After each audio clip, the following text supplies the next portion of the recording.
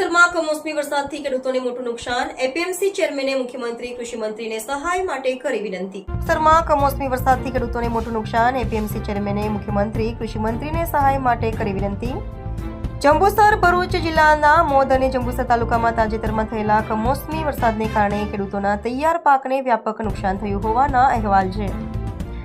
ખેતીવાડી ઉત્પન્ન બજાર સમિતિ જંબુસરના ચેરમેન શ્રી વનરાજસિંહ છત્રસિંહ મોરીએ ખેડૂતોના હિતમાં રાજ્યના મુખ્યમંત્રી ભૂપેન્દ્રભાઈ પટેલ સાહેબ અને કૃષિમંત્રી જીતુભાઈ સૌજીભાઈ વાઘાણીને પત્ર લખીને તાત્કાલિક સર્વે કરાવી આર્થિક સહાય ચૂકવવા ભલામણ વિનંતી કરી છે.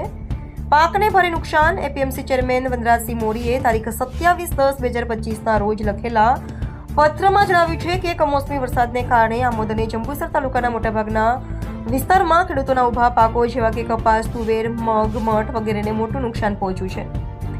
તૈયાર પાક બગડી જવાથી ખેડૂતોની મહેનત પાણીમાં ગઈ છે. આ ઉપરાંત માલઢોર માટેનો ચારો પણ બગડી ગયો હોવાથી પશુપાલકોની પણ ચિંતા વધી છે. તાત્કાલિક સર્વે અને સહાયની માંગ શ્રી મોરીએ રાજ્ય સરકારને વિનંતી કરી છે કે કમોસમી વરસાદથી થયેલા નુકસાનનો તાત્કાલિક ધોરણે સર્વે કરવામાં આવે અને ખેડૂતોને થયેલા નુકસાનના અનુસંધાને યોગ્ય આર્થિક સહાય ચૂકવવામાં આવે જેથી ખેડૂતોને આકસ્મિક સંકટમાંથી રાહત મળી શકે.